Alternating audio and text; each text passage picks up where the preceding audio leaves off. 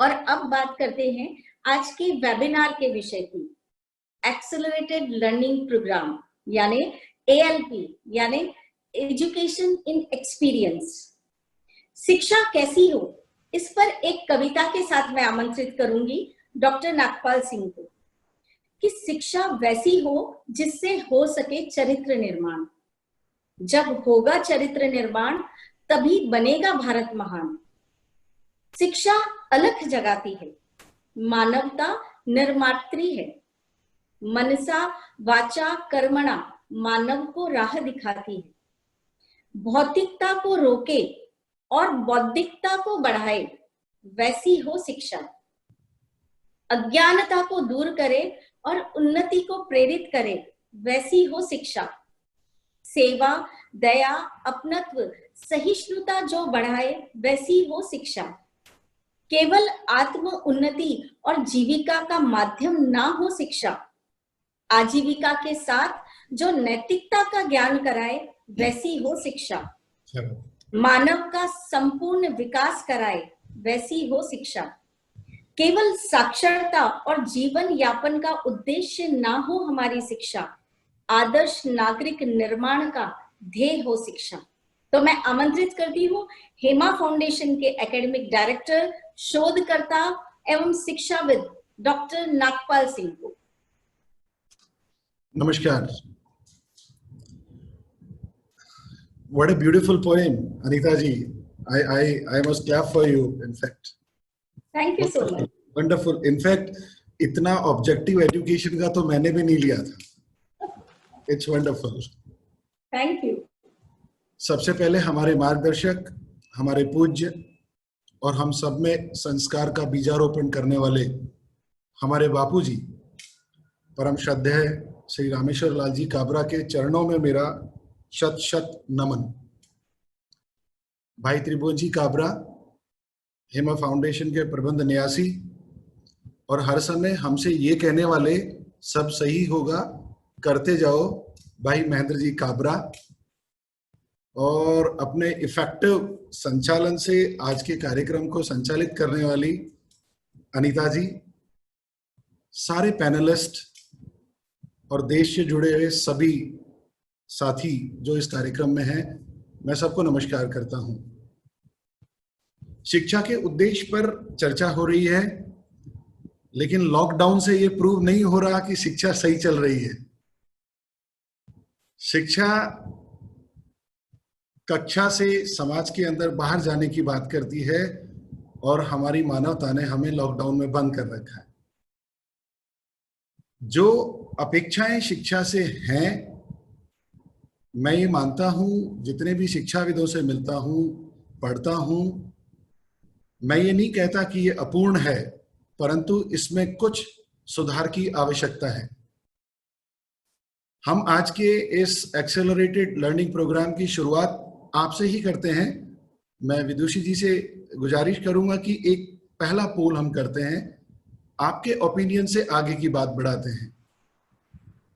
Question बहुत simple है, क्या आप मानते हैं कि आज की शिक्षा पद्धति मानवीय सभ्यता को या मानव समाज को खुश करने लायक है?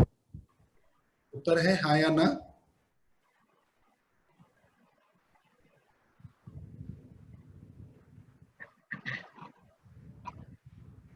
तो आपके सामने एक स्क्रीन दिया हुआ होगा, आपको उसमें से एक को क्लिक करना है। आपके पास सिर्फ 5 सेकंड बचे हैं, चलिए जल्दी से क्लिक कर दीजिए। 5, 4, 3, 2 एंड पोलिंग। तो नागपाल जी 69% लोगों ने बोला है नो एंड 32% ने यस। मेजॉरिटी ऑफ से कि ये पूर्णतः तो काबिल नहीं है। उसी को सोचकर, उसी को देखकर हेमा फाउंडेशन ने एक ऐसे माध्यम की तलाश करी जो शिक्षा को संपूर्णता की ओर लेकर जाए। उसी पर हम सब ने काम किया, लेकिन एक बहुत आवश्यक था कि पहले हम ये देखें कि इस शिक्षण व्यवस्था में हम कहाँ काम कर सकते हैं। मैं शब्द कमी है ये नहीं कह रहा, लेकिन कहाँ इसको और हम थोड़ा आगे बढ़ा सकते हैं। कोई ना कोई तो इस सिस्टम में कमियां हैं जिनको हम कैसे दूर कर सकते हैं, और उन कमियों के ऊपर हमने एक वीडियो प्रिपेयर किया, वो सारा स्टडी किया, एक वीडियो प्रिपेयर किया। देखिए किस प्रकार से हमारे शिक्षण संस्थाओं में या शिक्षण व्यवस्था में उन कमियों को हम लेकर आए हैं इस वीडियो के माध्यम से।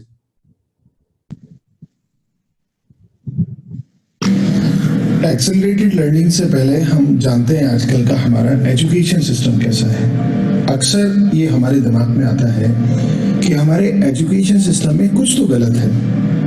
हम बच्चों को दुनिया के अनुकूल बनाने के लिए स्कूल में भेजते हैं। दुनिया पल पल बदल रही है और स्कूल वैसे के वैसे ही हैं। बहुत सारे शिक्षाविदों का मत है कि आजकल की जो हमारी शिक्षा प्रणाली है वो लोगों की कार्य क्षमता बढ़ाने के लिए है, जो औद्योगिक तरीके से काम में ली गई है।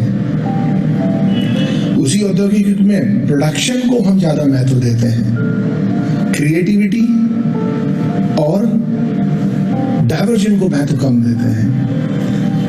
इंडस्ट्रियलाइजेशन इसकी आधार क्या है कि हम बच्चों को टैग लगाकर एडुकेट करना चाहते हैं। हम स्कूल में सिर्फ उन्हीं की प्रशंसा करते हैं जो हमारे हिसाब से काम करते हैं, जैसा कहा जाए वैसा कर लिया जाए। ये फैक्ट्री वर्कर्स के लिए ठीक हो सकता है, लेकिन स्टूडेंट्स के लिए ठीक नहीं हो सकता। सफलता इस बात पर निर्भर करती है आज के शिक्षा युग में कि कौन बेटर परफॉर्म कर रहा है, ना कि कौन डाइवर्जेंटली इफेक्ट कर रहा है। इंस्ट्रक्शंस होते हैं, रूल्स होते हैं, उन्हें मानना पड़ता है, सबके लिए एक ही रूल। दूसरी जो सबसे बड़ी प्रॉब्लम है कि इसके अंदर हमें सेल्फ इंडिपेंडेबिलिटी कहीं नहीं है। स्वयं को क्या करना है, स्वयं के बारे में कितना जानकारी चाहिए, जीवन को हर वक्त कंट्रोल किया जाता है। आज के मॉडर्न जमाने में अगर कोई महत्वपूर्ण कार्य है तो स्वयं को मैनेज करने का, आप कब, क्या, कैसे, कहाँ करना चाहते हैं, इन सब पर किसी ना किसी का नियंत्रण है। ये एजुकेशन सिस्टम हमारी सेल्फ इंडिपेंडेबिलिटी को खत्म करता है। बच्चों को किसी ना किसी के अंडर में इंस्ट्रक्शंस फॉलो करने के लिए किया जाता है। आप जानते हैं जब तक ऑटोनॉमी नहीं होगी, सेल्फ इंडिपेंडेबिलिटी नहीं होगी, तब तक क्रिएटिविटी नहीं आ सकती, जो हमारे शिक्षण संस्थानों में बहुत बड़ी कमी है। एक्सपर्ट ये भी मानते हैं कि बच्चों के लिए क्रिएटिविटी बहुत आवश्यक है। तीसरा बहुत इंपॉर्टेंट बात है कि जिस तरह से हमारे एजुकेशन सिस्टम्स में पढ़ाई कराई जा रही है उसका एक ही तरीका है और वो एक ही चीज पर निर्भर करता है और उसे हम कहते हैं रॉट मेमोराइजेशन। एक ही तरीके से सबको आंकने का हमारा पैमाना है। दिन रात बच्चे यही कोशिश करते हैं कि उनके दिमाग में कितना घुस जाए, लेकिन कल सुबह देखेंगे तो सब गायब। ये जो रॉट मेमोराइजेशन का तरीका है, इससे उनके बच्चों में कोई क्रिएटिव डेवलपमेंट नहीं आ पाता है। मार्कशीट मिलती है, मार्कशीट से ऑथेंटिकेशन हो जाता है, लेकिन लाइफ का मामला पूरा का पूरा खाली रह जाता है। ये एक सबसे बड़ी हमारी एजुकेशन सिस्टम की कमी है। चौथी सबसे बड़ी प्रॉब्लम है कि हमारे यहाँ पर इंटरेस्ट और पैशन को कोई स्पेस नहीं है। एक गाइडलाइन है, आपको मानना है, आप नहीं मानेंगे तो आप गलत हैं। आपके ग्रेड मिलेंगे और वही प्रमाणित करते हैं कि आप क्या हैं। बात वही आ जाती है कि आपके अंदर का जुनून, क्रिएटिविटी, चॉइसेस क्या है, इस पर हमारा एजुकेशन सिस्टम वर्क नहीं करता है। बच्चों के जीवन में सबसे महत्वपूर्ण प्रश्नों के उत्तर देने के लिए जगह ही नहीं। मैं कौन सा काम कर सकते हूँ, मैं जीवन में क्या करना चाहता हूँ और इस दुनिया में मैं अपने आप को स्वयं कैसे एडजस्ट कर सकता हूँ, इस चीज की हमारे यहाँ पर जगह नहीं है। ग्रेड्स के आधार पर हम सारी चीजें लोगों को बताते हैं। देखिए बहुत सारे प्रसिद्ध व्यक्तित्व हैं जो इस सिस्टम से अलग हुए और उन्होंने एक अलग मुकाम बनाया। क्या हम हमारे बच्चों को ये इंडिपेंडेबिलिटी, ये क्रिएटिविटी, ये डाइवर्जेंट फीलिंग देने के लिए तैयार हैं? पांचवा तरीका है हम सीखते कैसे हैं। आप देखिए हमारे पूरे शिक्षण संस्थान के अंदर डिफरेंस के लिए कोई स्पेस नहीं है, यूनिफॉर्मिटी है। क्या हम इस बात को मान सकते हैं कि सारे के सारे बच्चे, सारे दिमाग और सारा डिफरेंसेस एक हो सकता है, कभी नहीं हो सकता, लेकिन हम फिर भी यही सोचते हैं कि हमारे यहाँ पे सब एक जैसा है। छठा जो सबसे बड़ी बात है, हमारे यहाँ पे पढ़ाया कैसे जाता है। पढ़ाने का जो तरीका है, लगभग एक स्टूडेंट 4 से 5 घंटे तक अपना लेक्चर सुनता है, एक व्यक्ति बोलता है। बहुत सारे प्रूवन इंस्टीट्यूट्स ये कहते हैं कि ये सही नहीं है। इसमें 1 या 2 बच्चे, बहुत लीस्ट परसेंटेज इस बात को एक्सेप्ट कर लेता है और बाकी दूसरे इस बात से पूरी तरह दूर रहते हैं। टीचर भी अपनी पूरी कोशिश करते हैं, परंतु अंततः मतलब कुछ विशेष निकल कर नहीं आता। और बहुत सारी चीजें, रिसोर्सेज आज हमारे जीवन में जो है, उनकी उपयोगिता पर हम ध्यान दे ही नहीं पाते।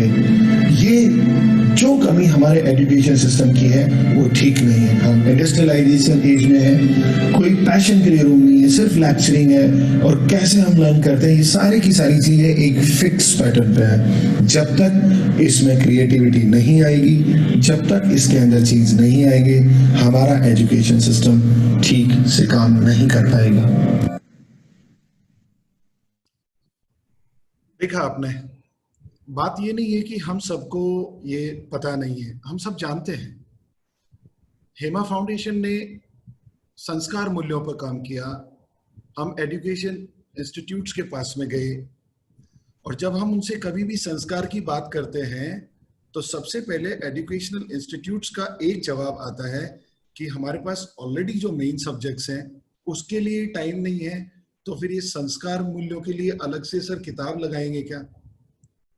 तब महेंद्र भाई जी के निर्देशन में एक ऐसे प्रोग्राम को प्रिपेयर किया गया कि वो एकेडमिक्स को भी सस्टेन करे और मूल्यों की भी बात करें। आपने इस वीडियो में देखा कि सरकार, शिक्षण संस्थाएं सब शिक्षा को दूर दराज के अंतिम स्थान तक पहुंचाने में लगी हुई है। आजादी के टाइम हमारे देश की जो लिटरेसी थी वो 12% थी। Today we are 80% literate. UNDP का जो ऑब्जेक्टिव है कि 100% प्राइमरी एजुकेशन, वो भी शायद अचीव हो जाएगा। लेकिन प्रॉब्लम कहाँ आती है कि हम लिटरेट तो होते जा रहे हैं, क्या हम एडुकेट होते जा रहे हैं। एजुकेशन की जो डेफिनेशन है वो एजुकेशन इन लाइफ है। हमारी education in marksheets, in classrooms. Industrialization of education, first point ये था। उसकी डेफिनेशन क्या है? Larger, faster, efficient and competitively produced. ये इंडस्ट्रियलाइजेशन की एक डेफिनेशन है। और एजुकेशन की डेफिनेशन क्या होनी चाहिए? Of course better, durable and collaborative system में काम करें। लेकिन एजुकेशन सिस्टम ये नहीं कर पा रहा है। Competition, competition, competition. आप इमेजिन कीजिए, जो चीजें क्लासरूम में अप्लाई होती है, फॉर एग्जांपल हम एग्जामिनेशन लेते हैं। एग्जामिनेशन में अगर कोई स्टूडेंट किसी दूसरे स्टूडेंट से हेल्प ले या दे तो उसे चीटिंग की डेफिनेशन माना जाता है। और जैसे ही वो स्टूडेंट स्कूल से बाहर निकलता है, वहां उससे कहते हैं कि लोगों से साथ में मिलजुल कर काम करना सीखो। अब ये कंफ्यूजन क्रिएट करता है। Education is not walking in life. बहुत सारी रिसर्च ये कहती है कि जिनके रिलेशन स्ट्रांग होते हैं, जिनके कॉन्टैक्ट स्ट्रांग होते हैं, they live very happy life. और एजुकेशन सिस्टम में क्या कह रहे हैं हम लोग कि नहीं, you need to look after yourself. संस्कार क्या कहता है? You need to look after everybody. वसुधैव कुटुंबकम की बात करते हैं और क्लास के अंदर जैसे ही हम आते हैं तो वहां कहते हैं थिंक अबाउट योरसेल्फ। इस पे हमने काम किया कि किस प्रकार से एजुकेशन सिस्टम में हम इस चीज को लेकर आ सकते हैं। मैं एग्जाम्पल से जाऊंगा, क्लासरूम एग्जाम्पल से जाऊंगा, एक्टिविटी एग्जाम्पल से जाऊंगा। अक्सर मैं स्कूलों में जाता हूं तो जब हम कहते हैं ALP तो लोग बाग हमसे क्वेश्चन पूछते हैं, सर क्या है? हम बोलते हैं एक्टिविटी बेस्ड प्रोग्राम है, एजुकेशन एंड एक्सपीरियंस। तो बोलते हैं सर एक्टिविटी तो हमारे यहाँ पे बहुत करवाते हैं, कोई एंटरटेनमेंट की एक्टिविटी है क्या? I will not go into it, अपने अपने परसेप्शंस हैं।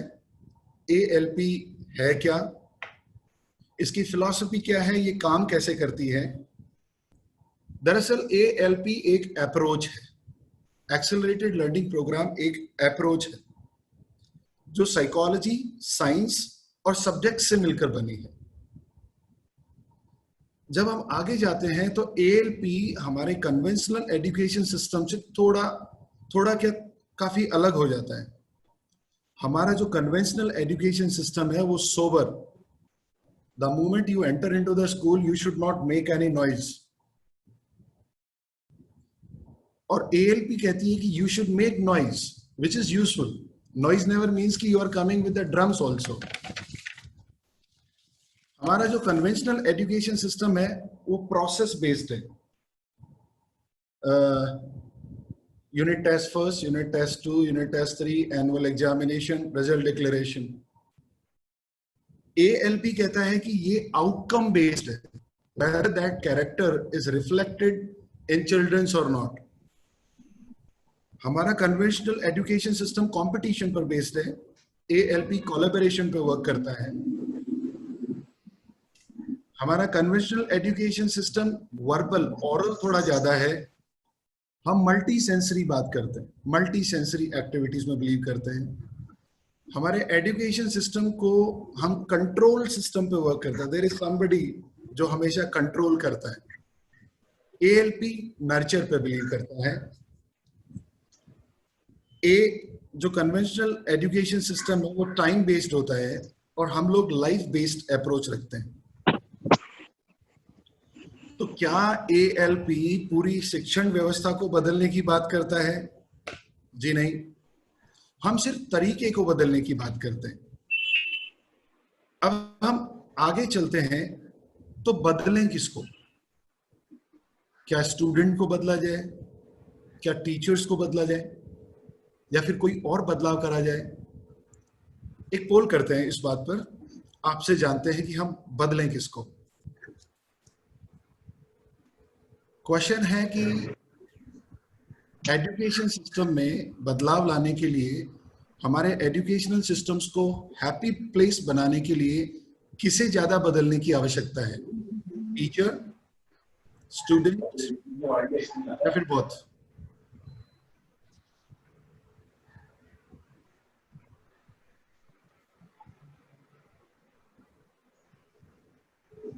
Lovely responses. Thank you so much. I'll just end the polling. Okay, Dr. Nagpal. So regarding the question, who do you think needs to change to make our educational institution preferred places? You've got 70% of the entire audience that has said both. I agree. But if you see, students का figure बिल्कुल minimal है. Students do not have to change. If anything has to change, that is our teachers and the relationship of students and teacher. This is what you say, और ALP भी यही कहती है। थोड़ा आगे चलते हैं। अभी हमारे सामने जो बात होती है, स्टूडेंट को सीखना कितना चाहिए, क्या सीखना चाहिए, कब सीखना चाहिए, ये सब हमारा एजुकेशन सिस्टम डिसाइड करता है। क्या स्टूडेंट उसको पसंद करेगा, क्या करना है, कब करना है, कैसे करना है? अगर हमें ही कोई कह दे तो क्या हम फॉलो करेंगे? क्या हम उसे पसंद करेंगे? बिल्कुल नहीं करेंगे, कंट्रोल नहीं कर पाएंगे। ALP में हम जानने की कोशिश करते हैं कि स्टूडेंट को कितना सीखना है, कब सीखना है और कैसे सीखना है। जो बेसिक डिफरेंस है वो एक डायग्नोस्टिक बेस और टाइम बेस का है, टेस्ट बेस का। आप इमेजिन कीजिए, जब आपकी तबीयत खराब हो, आप डॉक्टर के पास जाएं और डॉक्टर आपको कहे कि फला फला डायग्नोसिस करवा के आइए, आपकी रिपोर्ट आ जाए, डॉक्टर उसे देखे और कहे कि भैया आपको तो फला फला बीमारी है, वापिस जाइए, जब तक ठीक नहीं हो जाते तब तक आप दोबारा मत आइएगा। यही हमारा एजुकेशन सिस्टम कर रहा है। एग्जामिनेशन लेते हैं, रिजल्ट डिक्लेरेशन करते हैं और उसके बाद में बोलते हैं भैया साइंस मैथ्स ये वाले ठीक नहीं है, गो बैक, जब तक इस पे इम्प्रूव नहीं होगा you should not come back. ये टेस्ट बेस्ड अप्रोच जो हमारे एजुकेशन सिस्टम की है, ये स्टूडेंट्स को इरिटेट करती है। ALP टेस्ट बेस्ड को रेकमेंड नहीं करता, ALP रेकमेंड करता है डायग्नोसिस को। मैं एक क्लासरूम एग्जाम्पल से इस बात को बताता हूं। हमारे स्कूलों के अंदर लैंग्वेज सिखाई जाती है, चाहे हिंदी हो, चाहे इंग्लिश हो, चाहे कोई और हो। लैंग्वेज को सिखाने का एक तरीका होता है, एक पुस्तक, एक अध्यापक, कुछ नियम जिन्हें शिक्षक सिखाता है, बच्चे नोट करते हैं, जानने की कोशिश करते हैं, उसका टेस्ट होता है। बड़े आश्चर्य की बात है कि हिंदी विषय हमारी राष्ट्रभाषा में भी कम नंबर आते हैं लोगों के। हमने इस लैंग्वेज को सिखाने के लिए ALP में क्या किया वो मैं बताता हूं। हम एक टेक्निक काम में लेते हैं जिसे हम बोलते हैं ब्लाइंड फोल्ड एक्टिविटी। अगर शिक्षक यहां पर जुड़े हुए हैं तो मैं उनसे गुजारिश करूंगा कि आप इसको आजमाइएगा। स्टूडेंट्स को क्लास से बाहर लेकर जाइए, उनको किसी ऐसी जगह, बाहर का मतलब ऐसी जगह नहीं जहां उनको क्षति हो जाए, ऐसी जगह जहां वो सेफ हो। ब्लाइंड फोल्ड कर दीजिए एक स्टूडेंट को, उसे कुछ दिखे नहीं, किसी ग्राउंड में खड़ा कर दीजिए, उस ग्राउंड में कुछ ऑब्स्टेकल्स रख दीजिए, कुछ कठिनाइयां, कुछ डाइवर्जेंस। बाकी सारे स्टूडेंट्स को चारों तरफ खड़ा कर दीजिए और किसी एक स्टूडेंट को अपॉइंट कीजिए कि अब जो स्टूडेंट ब्लाइंड फोल्ड है उसको एक जगह से दूसरी जगह तुम डायरेक्शन देके पहुंचाओ। विश्वास मानिए सबके सब सीखते हैं। विश्वास मानिए ये एजुकेशन इन नोटबुक नहीं है, ये एजुकेशन इन एक्सपीरियंस है। एंड आई गारंटी यू, जो एजुकेशन आप क्लासरूम के अंदर लैंग्वेज की 10 दिन में पूरी कर पाएंगे, ये 1 दिन में आप पूरी कर सकते हैं। ये ALP करती है। नोटबुक्स, पेन, पेंसिल की आवश्यकताएं इसमें कम होती हैं। इसमें सबसे ज्यादा होता है कि ये हमारे साथ में चले। मैं अगर यहां सबसे पूछूं कौन ऐसा स्टूडेंट इस दुनिया में है जो ये कहेगा कि टीवी ज्यादा देखना चाहिए, कौन ऐसा स्टूडेंट है जो ये कहेगा कि हमें पढ़ाई नहीं करनी चाहिए, लेकिन क्या वो इसकी पालना करते हैं? जी नहीं। और उसका कारण सिर्फ इतना है कि एजुकेशन उनका लाइफ में नहीं है, एजुकेशन उनके एक्सपीरियंस में नहीं है। ALP बोलता है एजुकेशन एक्सपीरियंस में होनी चाहिए। किसे नहीं मालूम सच बोलना चाहिए, किसे नहीं मालूम राष्ट्र के लिए समर्पित होना चाहिए, किसे नहीं मालूम राष्ट्र के मूल्यों की इज्जत करनी चाहिए। लेकिन शाहीन बाग हमारे यहां भी होता है ना। चलिए थोड़ा आगे चलते हैं। मैं जब कभी स्टूडेंट से मिलता हूं तो मैं 2 क्वेश्चन स्टूडेंट से पूछता हूं अक्सर। मेरा फर्स्ट क्वेश्चन होता है, बेटा तुम स्कूल जाते क्यों हो? दूसरा क्वेश्चन होता है, आपकी एजुकेशन लाइफ का, आपके स्कूल का मोस्ट मेमोरेबल डे कौन सा है? आप लोग भी सोच सकते हैं कि आपकी एजुकेशन डेज का सबसे मेमोरेबल डे कौन सा है। बिलीव कीजिए, फर्स्ट क्वेश्चन का आंसर मुझे कभी सीधा नहीं मिलता। जब हम बच्चों से पूछते हैं कि आप स्कूल जाते क्यों हैं, कभी भी उसका उत्तर सीधा नहीं होता या फिर कंफ्यूज्ड स्टेट में होता है। और दूसरे प्रश्न का उत्तर कि आपके स्कूल का सबसे बेस्ट डे क्या है, कभी भी क्लासरूम नहीं होती और कभी भी एकेडमिक्स नहीं होती।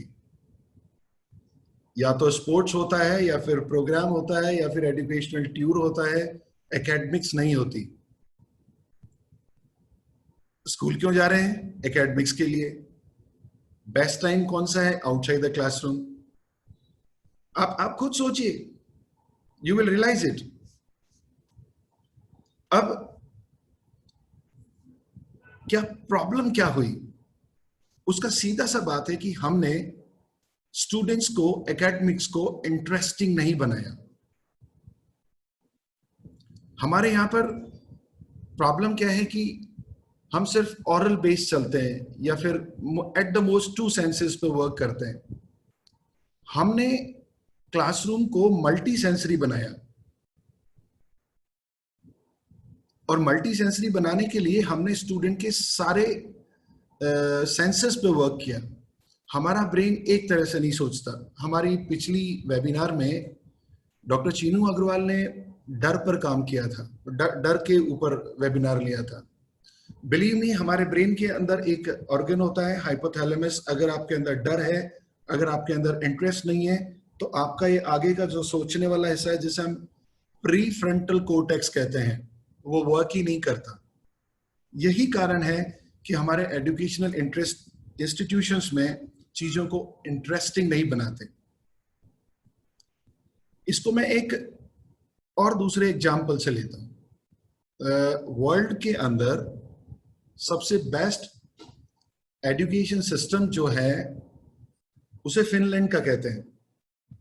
अक्सर थोड़ा विटी ह्यूमर के में लोग मजाक करते हैं, तो कहते हैं कि फिनिश इज फर्स्ट। यहां फिनिश का मतलब फिनिश नहीं, द पीपल फ्रॉम फिनलैंड। वहां पर क्या होता है कि स्कूल में आने का कोई फिक्स टाइम नहीं होता, एक ड्यूरेशन होता है। हमारे यहाँ क्या होता है, आपको फला टाइम पे स्कूल आने का है, और अगर आप नहीं आए तो वहां पर आपको बॉक्सर मिलेगा, बोले तो वॉचमैन मिलेगा, who can push you back.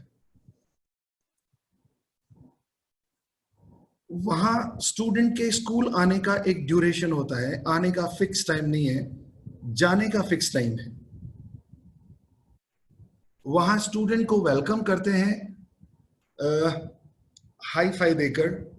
कुछ वीडियोस भी रिसेंटली हमने सोशल मीडिया पर देखे थे, स्टूडेंट्स को हक करती है टीचर्स। हमारे यहाँ क्या है, थोड़ा वैसा नहीं है। हालांकि अब काफी बदलाव आ रहा है।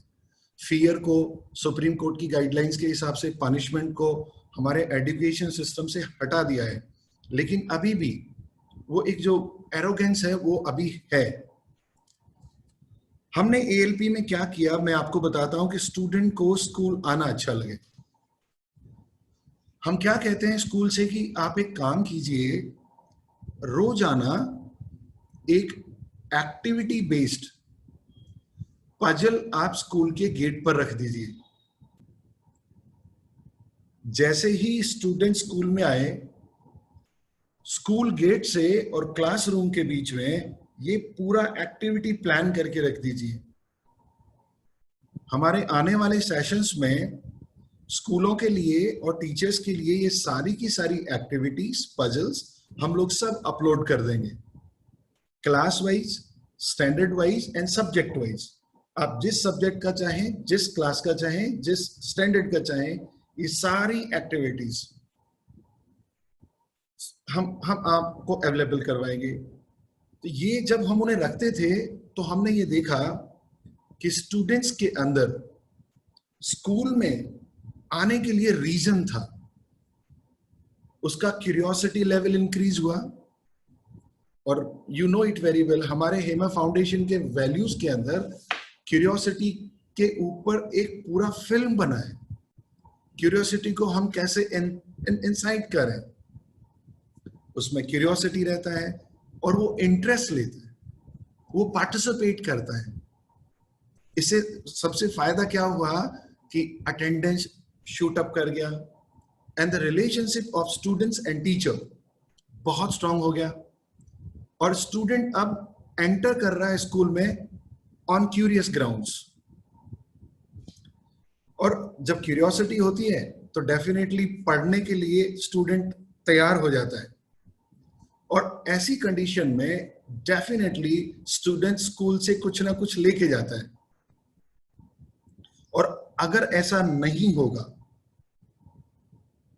तो स्कूल बोरिंग प्लेसेस होते हैं, स्कूल में मन नहीं लगता, एकेडमिक्स की जगह कुछ और काम करते हैं, और फिर धीरे धीरे हमारा क्या होता है, स्टूडेंट का स्टडी से रिपल्शन स्टार्टिंग हो जाती है, और अल्टीमेटली पढ़ाई टफ लगने लगती है, जिसे हम परिभाषित करते हैं ये वाला सब्जेक्ट टफ है, ये वाला सब्जेक्ट बोरिंग है, ये वाला सब्जेक्ट इंटरेस्टेड नहीं है, जो यूनिफॉर्मली एक्सेप्टेड नहीं है। सब जगह मैथमेटिक्स टफ नहीं है और सब जगह लैंग्वेज इजी नहीं है, depending upon the curiosity and the interest. एक थर्ड पोल करते हैं कि स्टूडेंट को सब्जेक्ट टफ क्यों लगता है। विदुषी, एक third pole.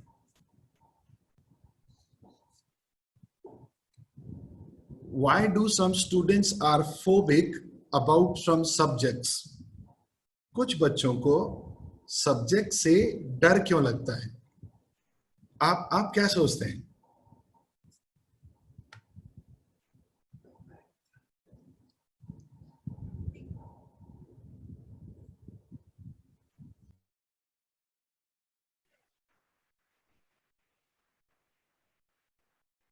Superb. We have got more than 550 participants. I'll just end the polling. Lovely. Okay. So Dr. Nagpal, the reply is explanation needs change. 96% of our entire audience says that explanation needs a change. सारे उत्तर आप दे रहे हैं, मैं तो सिर्फ आपसे पूछता जा रहा हूं। यही बात है कि हम सबको मालूम है कि हमारा एजुकेशन सिस्टम का प्रॉब्लम क्या है। हेमा फाउंडेशन ने बस इतना किया है, इस प्रॉब्लम को आइडेंटिफाई किया है, इस पे वर्क किया है, और कुछ सॉल्यूशंस हमने निकालने की कोशिश करी है।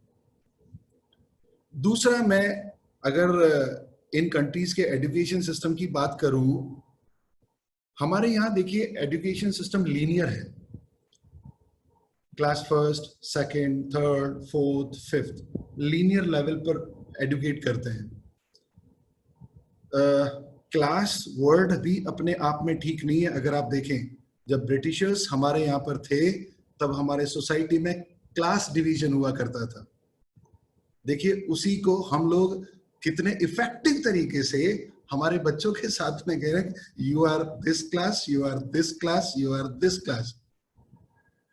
ये education systems class linear education system को प्रेफर नहीं करते, ये ग्रुप टीचिंग्स को प्रेफर करते हैं। ये स्टैंडर्डाइज्ड वे में वर्क नहीं करते, ये कलेक्टिवली वर्क करते हैं और उसी तरह से डिफाइन करते हैं। अब मैं ये नहीं कह रहा हूं कि क्या class first, second, third, fourth, fifth नहीं होनी चाहिए। मेरी शायद क्षमताएं कम हो सकती हैं कि मैं हालांकि हेमा फाउंडेशन की तरफ से हमें माननीय शिक्षा मंत्री जी से मिलने का अवसर प्राप्त हुआ था। मैं और महेंद्र भाई जी और अनीता जी मिले थे और हमने इन सब चीज़ों की चर्चा श्रीमान शिक्षा मंत्री जी से करी थी। अब कितना एक्सेप्ट होता है कितना नहीं होता ये बहुत बड़ी बात है, लेकिन हम छोटे लेवल पर इसको कर सकते हैं। एएलपी कहता है कि आप क्लास डिवीजन से एजुकेट मत कीजिए। एएलपी कहता है कि आप इंटरेस्ट एंड ग्रुप सिस्टम पे वर्क कीजिए। एक एग्जांपल लेता हूं। एक टॉपिक होता है जो क्लास फर्स्ट से लेकर और क्लास 10th तक, मैं ये कहूंगा कि हायर एजुकेशन में भी जाता है। हमारा पर्यावरण, आर एनवायरमेंट, जिसमें अभी कोरोना आया हुआ है। अब जब हम इसे पढ़ाते हैं तो इसके अंदर एयर आता है, वाटर आता है, सॉइल आता है, कंटामिनेशन आता है, पोल्यूशन आता है, मिटिगेशन आता है, सॉल्यूशंस आता है, कंजर्वेशन आता है, ये सारी चीजें इसके अंदर आती हैं। इसको हमने कैसे पढ़ाया, इस पर हम एएलपी में हमने कैसे वर्क किया।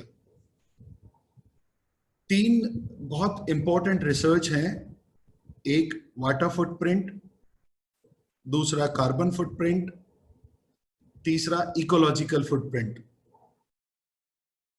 थोड़ा सा मैं आपको वाटर फुटप्रिंट एक एग्जांपल से बता देता हूं, उसके बाद में आप कार्बन फुटप्रिंट और इकोलॉजिकल फुटप्रिंट का आइडिया ले सकते हैं। हमारे घर में बनने वाली जो चपाती होती है, एक फुल्का जिसे बोलते हैं, उसका वाटर फुटप्रिंट है लगभग 70 लीटर। एक चपाती को आपकी प्लेट में आने तक 70 लीटर वाटर कंज्यूम होता है। कैसे? पौधा उगाते हैं, पौधे को पानी देते हैं, उसको हार्वेस्ट करते हैं, फिर उसको मार्केट में लेकर जाते हैं, वहां से फिर वो आपके घर आता है। आपके घर आने के बाद में वो उसमें उसको चपाती के लायक बनाते हैं, फिर सेकते हैं। इस पूरी जर्नी में 70 लीटर वाटर होता है। इस तरह से हर एक चीज का, मैंने जो शर्ट पहनी है इसका 1250 लीटर वाटर फुटप्रिंट है। अगर मैं वेजिटेरियन फूड में हूं तो मेरा वाटर फुटप्रिंट कम होता है, मैं नॉन वेजिटेरियन फूड का हूं तो मेरा वाटर फुटप्रिंट बहुत ज्यादा होता है। Anyways, water footprint, carbon footprint और इकोलॉजिकल फुटप्रिंट। मैं बात कर रहा हूं ग्रुप लर्निंग की, जो क्लास डिवीजन को डिस्कार्ड करती है। सारे स्टूडेंट्स, सारे टीचर्स सब एक जगह बैठ गए, इरेस्पेक्टिव ऑफ क्लास। और carbon footprint, water footprint, ecological footprint, तीनों टॉपिकों को एक साथ इंट्रोड्यूस किया। कैसे? उनके लाइफ के अंदर जाकर। वो चपाती खाते हैं, वो एप्पल खाते हैं, वो कार में जाते हैं, कार का अगर कार्बन डाइऑक्साइड वो देखें तो पर kilometre it comes around 500 litre plus. ये सारी चीजें हमने बच्चों को बताई। ड्राइंग टीचर ने खूबसूरत प्ले कार्ड्स बनाए। म्यूजिक टीचर ने इस पर म्यूजिक कंपोज किए। क्लास फर्स्ट से लेकर क्लास 10 तक के स्टूडेंट्स ने इस टॉपिक पर वर्क किया। जब सब कुछ क्लियर था तो इन स्टूडेंट्स का एग्जाम हुआ। एग्जाम कहां हुआ? क्लासरूम में नहीं हुआ। इनका एग्जामिनेशन हुआ एक पब्लिक परफॉर्मेंस पे, जहां स्टूडेंट्स ने म्यूजिक से, रोल प्ले से, ड्रामा, स्किट्स एंड स्पीचेस से उस एग्जामिनेशन को फ्लाइंग कलर्स में पास किया। और सबसे रोचक बात यह है कि उनके पास एजुकेशन लाइफ में इस तरह से अंदर गया कि दे वर टॉकिंग अबाउट एवरीथिंग। आप अगर कॉफी पी रहे हैं तो आप 300 लीटर वाटर को कंज्यूम भी कर रहे हैं साथ में।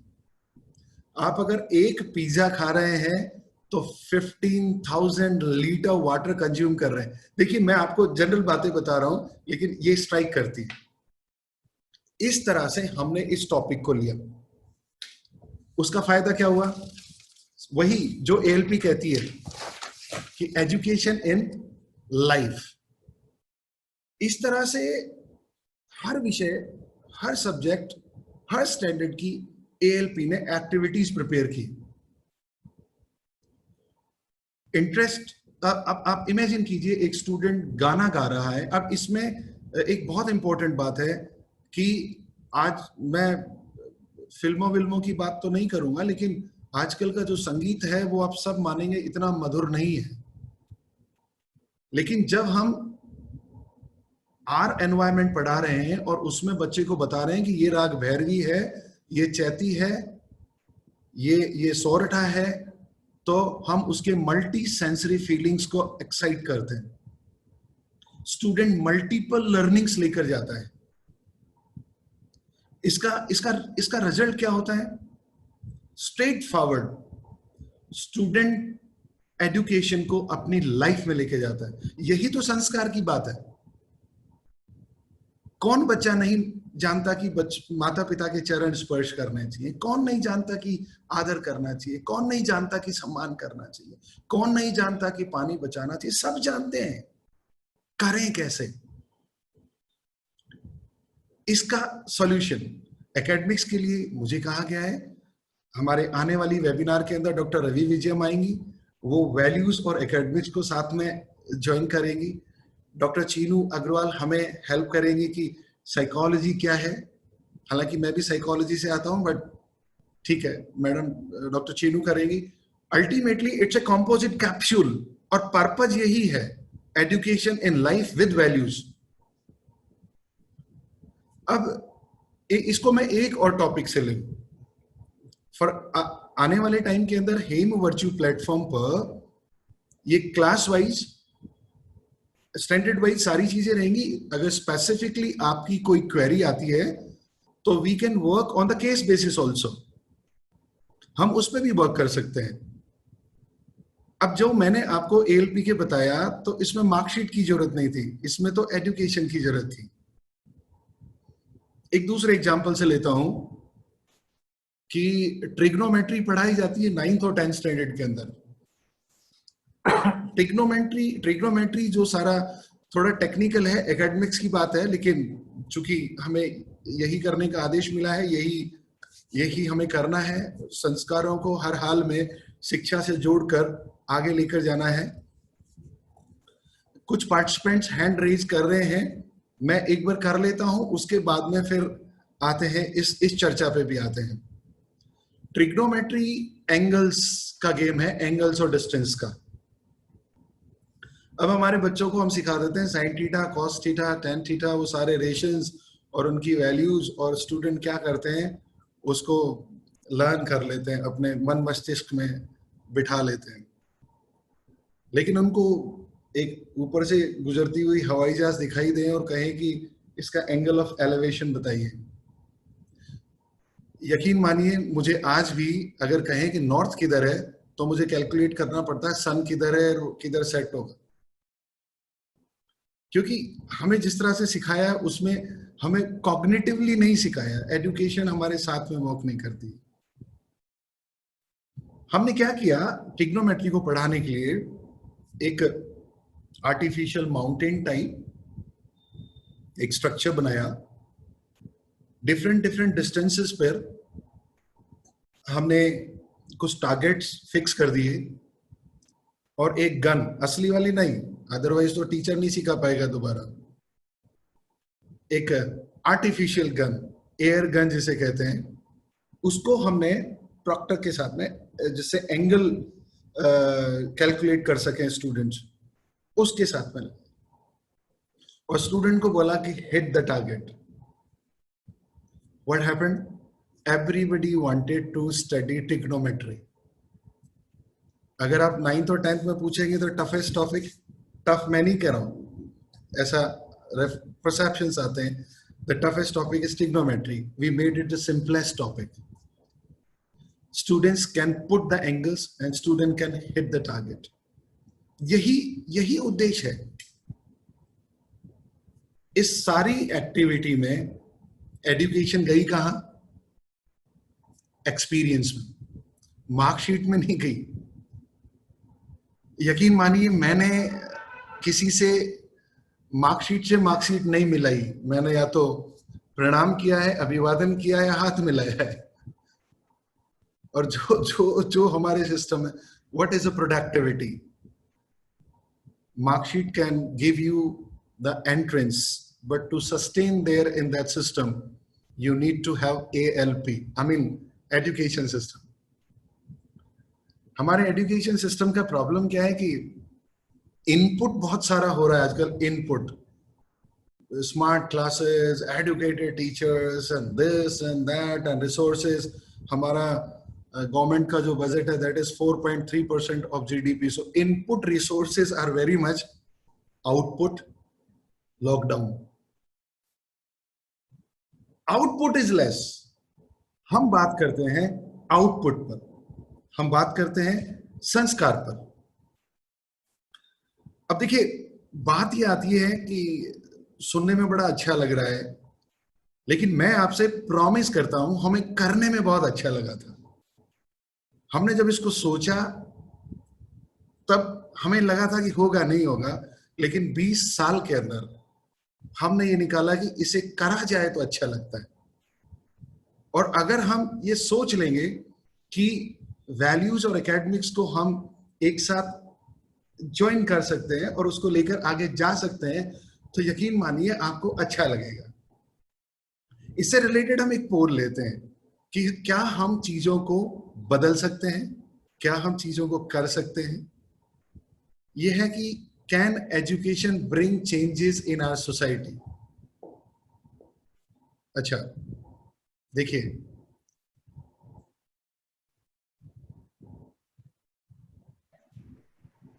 Awesome. ये बिलीफ है साहब, ये भारतीय संस्कार है जो कहता है कि हम बदल सकते हैं। ये हमारा संस्कार है जो कहता है कि हम कर सकते हैं।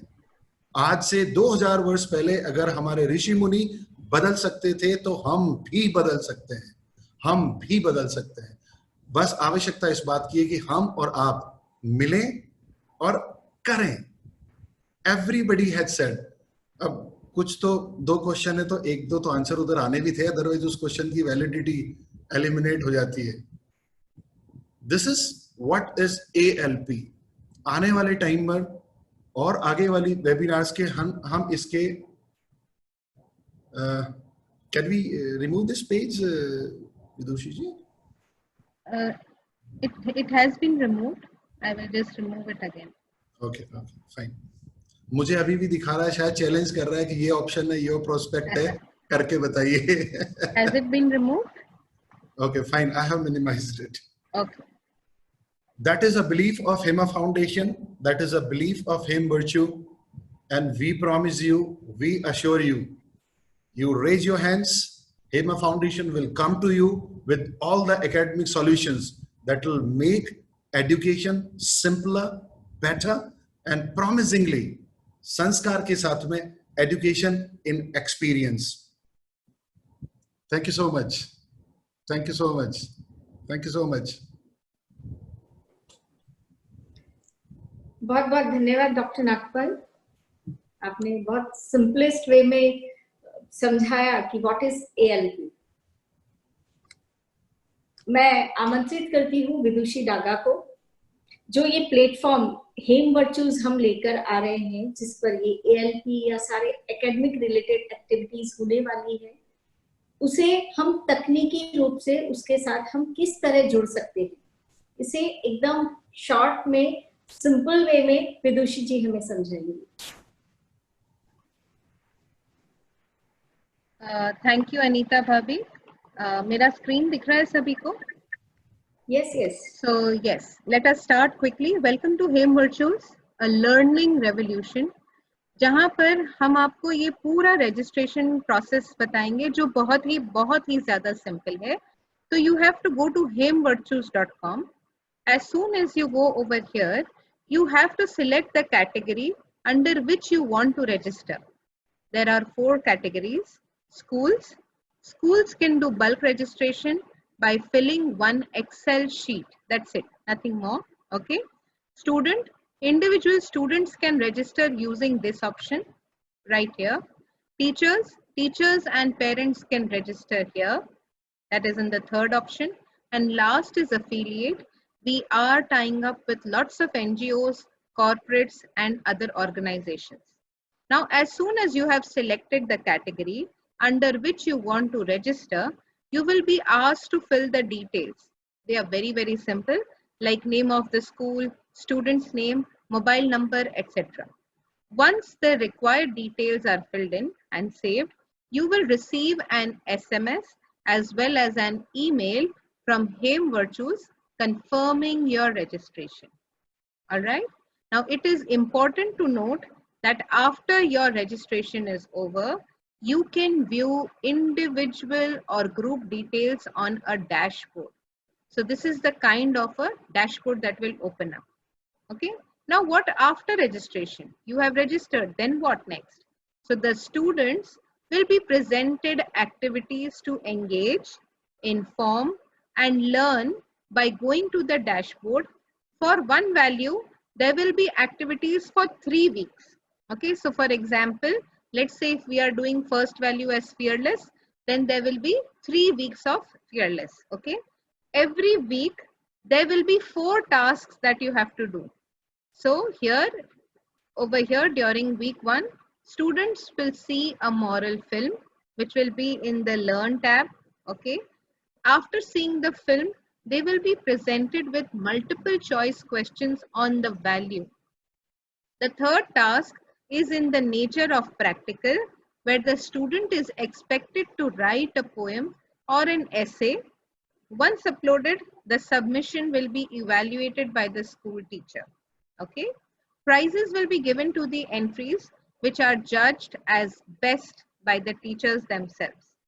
The fourth task will be to solve different puzzles, like example Ken puzzle, which are Japanese puzzles, and they are designed to improve the focus, logical reasoning, and deductive thinking in children.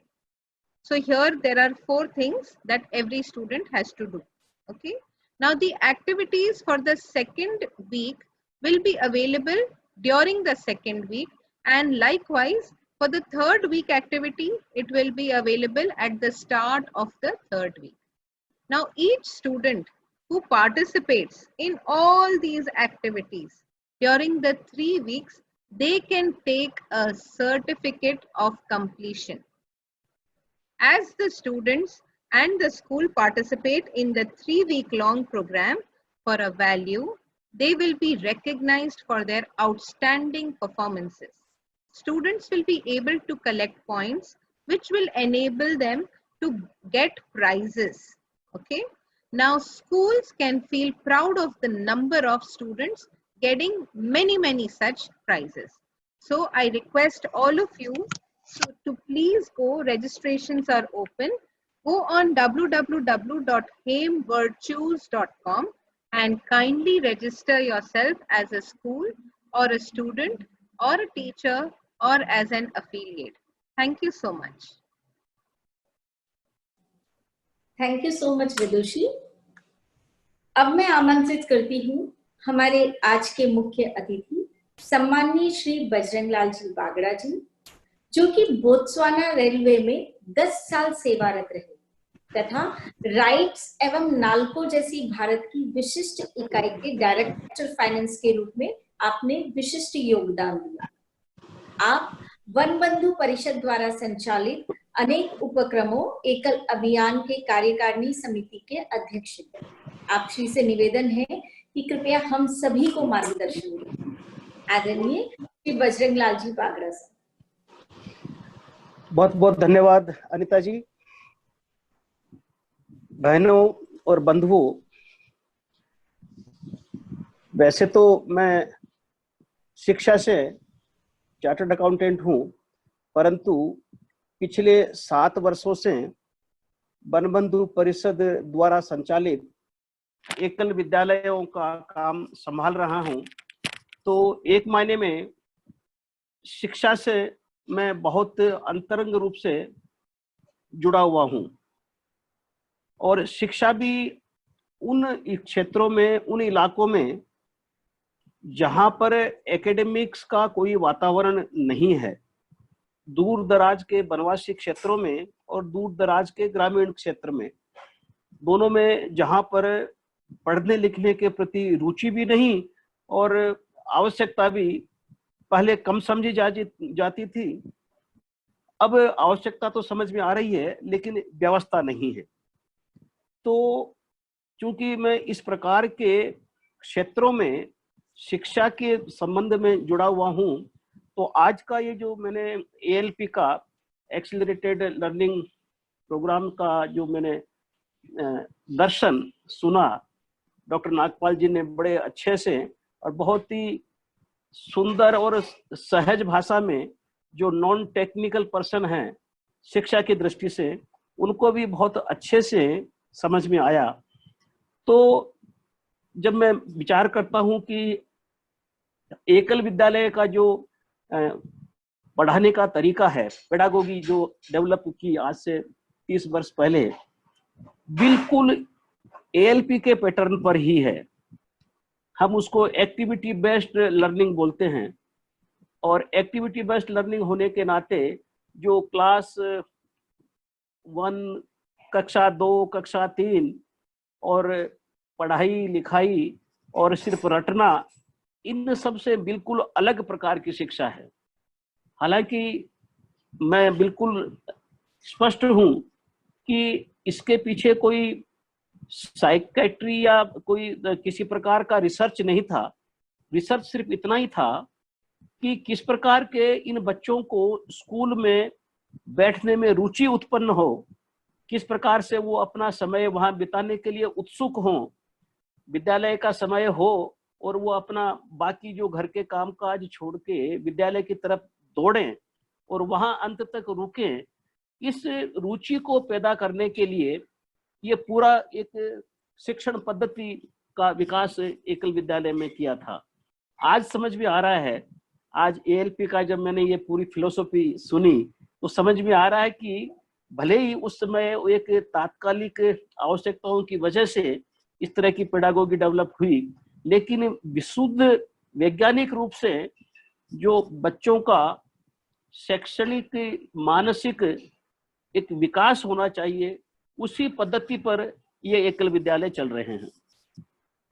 जैसे इसमें एक मुख्य बात आती है कि शिक्षा में साक्षरता और शिक्षा बिल्कुल दोनों अलग अलग बातें हैं। हम सब इस बात को अच्छी तरह समझते हैं, परंतु फिर भी अलग तरीके से समझने के बावजूद भी जब शिक्षा की भी बात करते हैं तो शिक्षा में भी जीविकोपार्जन के लिए दक्षता हासिल करना, वहीं तक हमारी सोच रह जाती है। जैसे स्वामी विवेकानंद जी कहते थे कि education is manifestation of the perfection already inside a person. जो मानव में या बालक में एक दिव्यता है, एक पूर्णता है जो उसमें अंतर्निहित है। आध्यात्मिक रूप से हम परमात्मा का अंश हर प्राणी को मानते हैं, तो हर आत्मा परमात्मा का अंश है, तो दिव्य है। तो दिव्यता हम सब में विद्यमान होती है। उस दिव्यता का भान कराना, उसका अनुभव कराना, उसको विकसित करना, यह शिक्षा का उद्देश्य है। तो जीविकोपार्जन से बिल्कुल अलग, जीविकोपार्जन इसका एक बहुत ही छोटा हिस्सा हो भी सकता है, परंतु वहीं तक सीमित नहीं होता। और दुर्भाग्य से अभी जो हमारे आज की जो समाज की परिस्थिति है उसमें यही हो रहा है कि किस प्रकार से अच्छी जीविकोपार्जन में पारंगत होकर हमारे बच्चे निकलें, वो अच्छी शिक्षा हो गई है। तो ये एक बहुत ही लॉपसाइडेड व्यू है। तो जो बाकी जो उसमें दिव्यता का विकास होना चाहिए, जिसको हम एक नाउन के या संज्ञा के रूप में संस्कार शिक्षा बोलते हैं, तो एकल में संस्कार शिक्षा का प्रादुर्भाव शुरू से रहा। और ये एकल में भी, और हमारी जो एक सिस्टर ऑर्गेनाइजेशन विद्या भारती है, तो एकल और विद्या भारती के स्कूलों में गुरुकुल प्रणाली का एक हमने अडॉप्ट किया, कुछ हिस्सा अडॉप्ट किया, इसलिए संस्कार शिक्षा पर जोर रहता ही है। और जब से सर्व शिक्षा अभियान या राइट टू एजुकेशन या विभिन्न सरकारों के प्रयासों के कारण गांव-गांव में दूर तक प्राथमिक विद्यालयों की स्थापना हो गई, कईयों में अध्यापक आते हैं, नहीं भी आते, तो एकल विद्यालय जैसी संस्थाओं की या अभियानों की प्रासंगिकता पर हमेशा प्रश्न चिन्ह रहता है। और उसमें हम आज तक बिल्कुल स्पष्ट रूप से और पूर्ण विश्वास के साथ यही कहते हैं कि प्राथमिक विद्यालयों में, सरकारी हो या निजी हो, उनमें जिस प्रकार का शिक्षा के नाम पर उनको अक्षर ज्ञान और जो रटंत विद्या पढ़ाई जाती है, वो पूर्ण शिक्षा नहीं है। बच्चों में 6 से 12-13 वर्ष की जो आयु होती है, उस आयु में जो उनको और सीखना चाहिए, जो जीवन मूल्य सीखने चाहिए, उस अपूर्णता की पूर्ति हम एकल विद्यालय में करते हैं। हम उसको जब किसी को समझाना पड़ता है तो सप्लीमेंट्री एजुकेशन भी बोलते हैं। अब देखिए विडंबना कि जो मुख्य एजुकेशन होनी चाहिए, संस्कार शिक्षा, उसको हम सप्लीमेंट्री एजुकेशन के नाम से हम उसको जस्टिफाई कर रहे हैं। परंतु इन ए गिवन एनवायरनमेंट ये एक आवश्यकता भी है कि किस प्रकार से हम हमारी प्रासंगिकता को स्थापित कर सकें। और अभी तक हमने पूर्ण विश्वास के साथ में इसको स्थापित किया है और उसके परिणाम भी हमको देखने में आए हैं। जैसे एक उदाहरण के तौर पर डॉक्टर नागराज ने कहा कि हर बच्चा जानता है कि झूठ नहीं बोलना चाहिए, हर बच्चा जानता है कि हमको देशभक्त होना चाहिए, हर बच्चा जानता है कि हमको बड़ों का आदर करना चाहिए, प्रणाम करना चाहिए। एकल के इन 1 लाख से अधिक विद्यालयों में गांव के बच्चों को हम ये सिर्फ सुनाते नहीं, बोर्ड पर पढ़कर रटाते नहीं, प्रणाम करना सिखाते हैं, और प्रणाम करना उनके उसमें आदत में सम्मिलित हो जाए तब तक वो काम चलता रहता है। तो एकल के विद्यालयों में जैसे गांव वालों में विश्वास जमने का मुख्य कारण एक यही था कि बच्चे पढ़ तो रहे थे, लेकिन साथ में जो उनमें संस्कार आए, उनकी वजह से एकल विद्यालयों की स्वीकार्यता गांव में वनवासी जीवन में बहुत सहज हो गई। विद्यार्थी सुबह उठ करके अपने घर के सब बुजुर्गों को प्रणाम करते थे, और जब वो प्रणाम करने लगे, पूछने लगे, क्योंकि ये उनके लिए एक बहुत ही नई बात थी, सुनते जरूर आए थे लेकिन देखते नहीं थे, खुद भी नहीं करते थे। तो जब बच्चों ने करना शुरू किया तो उनके समझ में आया कि संस्कारों का क्या महत्व है। और इसके एक अन्य रूप हैं, परंतु ये बिल्कुल education in action, education in experience, education in life, हम इसको कुछ भी नाम दें, परंतु यही हम समाज जीवन में स्थापित करने की चेष्टा कर रहे हैं। परंतु बंधुओं बहनों, एकल का कार्यक्षेत्र संख्या के हिसाब से 1 लाख से अधिक गांवों का है, परंतु भारतीय समाज बहुत बड़ा है। एकल की पहुंच बहुत बड़े गांवों की संख्या तक होने के बावजूद भी भारत का बहुत बड़ा भाग इन सब से वंचित है।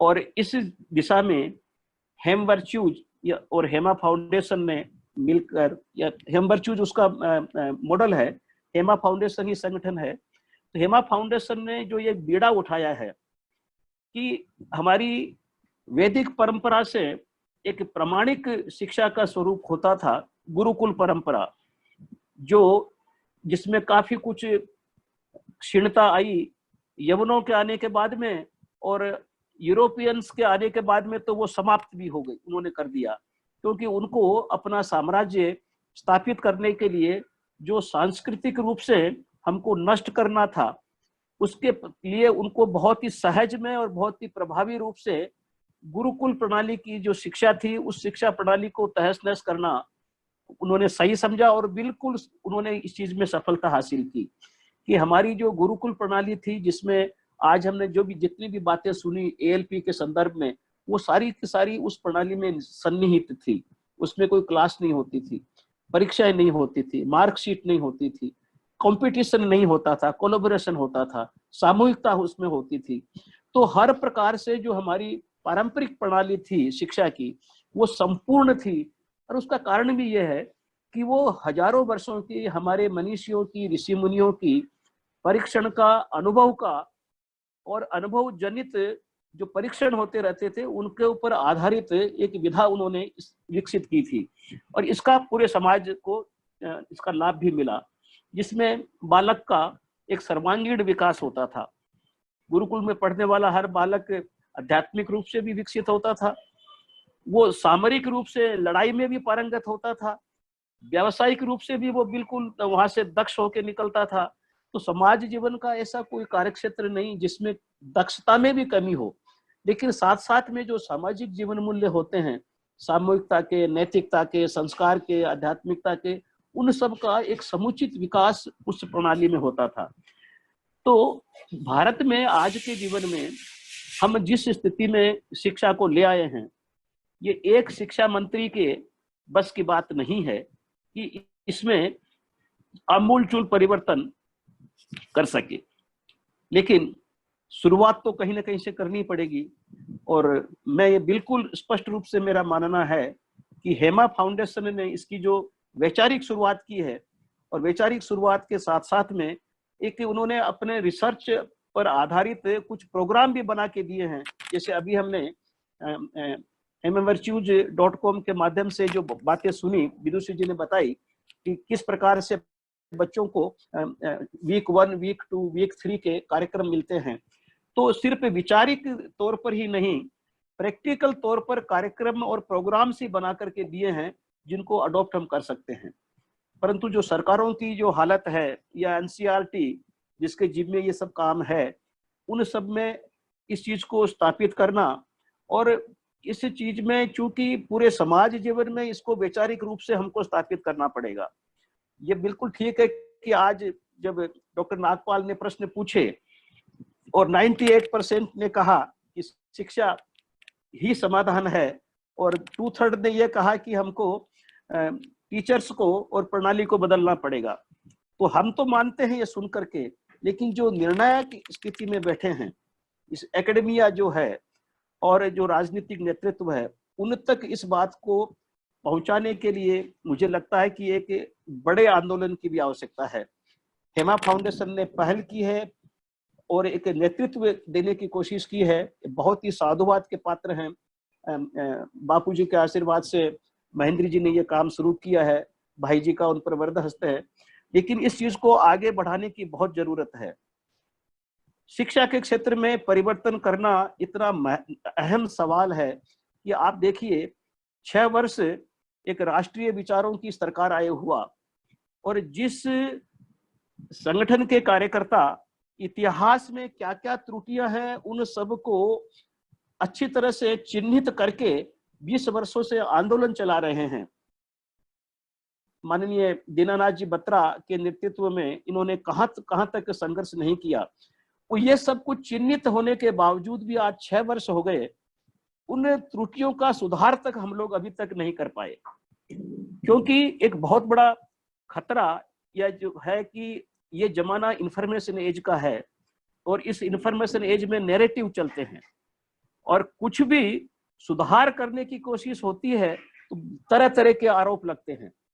और ये जो नैरेटिव के जमाने में जब एक छोटी छोटी, जिसको हम बोलते हैं टिंकरिंग विद, सुधार भी नहीं है, वो एक टिंकरिंग है, वो तक करने का साहस नहीं हो रहा है, तो जो इस एएलपी की हम बात कर रहे हैं, जो एक महती आवश्यकता है और वैचारिक स्तर पर इसको कोई नकार भी नहीं सकता, लेकिन इस पिछले 3 दशकों से जो प्रणाली यूरोपियंस ने हमको दे दी, उसको उसके स्थान पर एएलपी जैसी प्रणाली को लाना, इतना बड़ा परिवर्तन एक सरकार के बस में नहीं है। इसमें समय लगेगा, लग सकता है, और सने सने होगा, एकदम से हो भी नहीं सकता, तो सने सने होगा।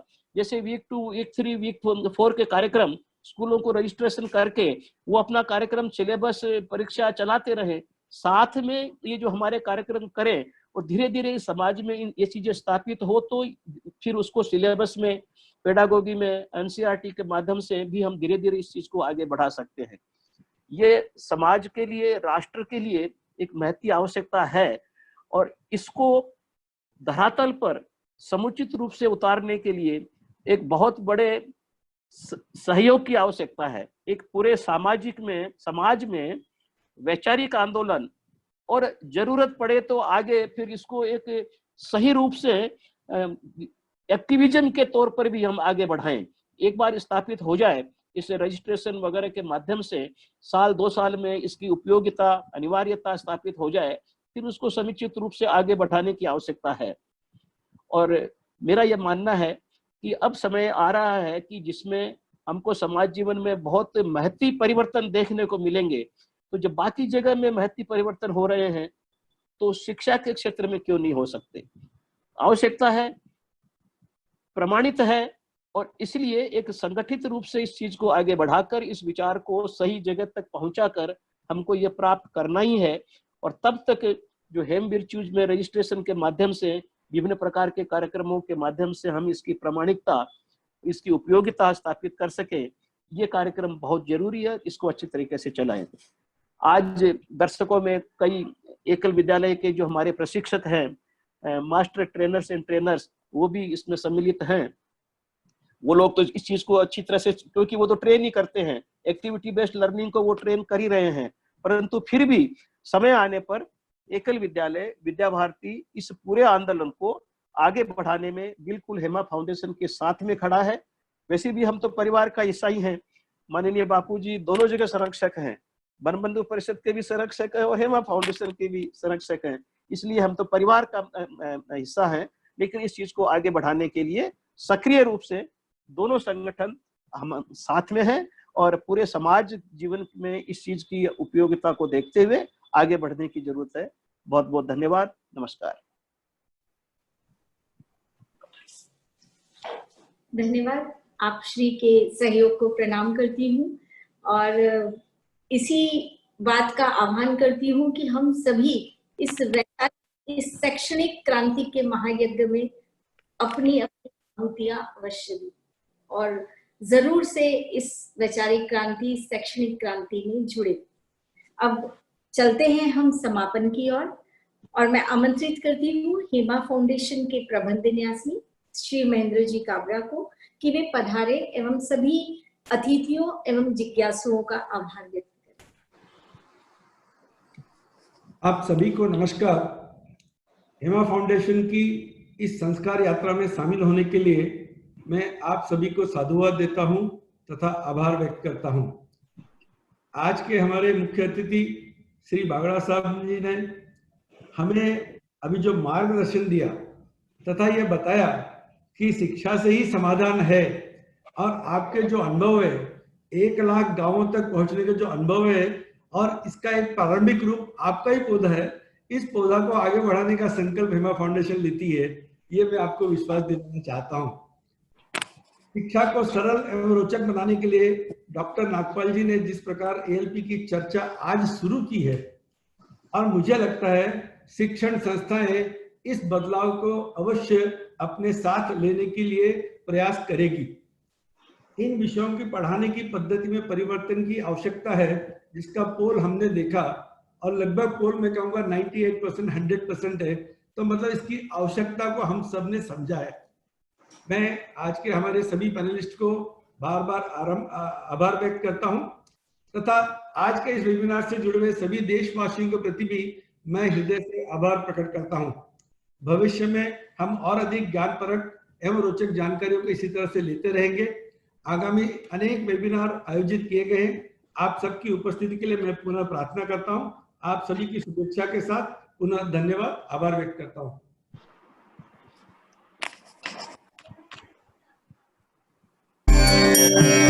वन्दे मातरम्, वन्दे मातरम्, सुजला सुफला मलयज शीतला सस्यश्यामला मातरम्, वन्दे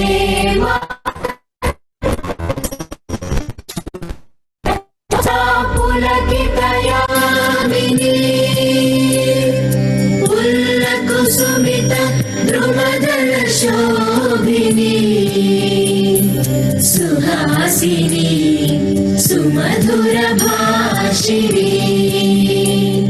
सुखदां वरदां मातरम्, वन्दे मातरम्, वन्दे मातरम्।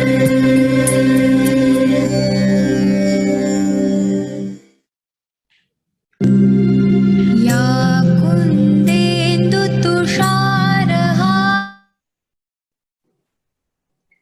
पुनः से सभी का धन्यवाद एवं आभार। हम मिलेंगे अगले बुधवार। विषय रहेगा वैल्यू इंटीग्रेटेड एजुकेशन। समय रहेगा 5:30 बजे। धन्यवाद।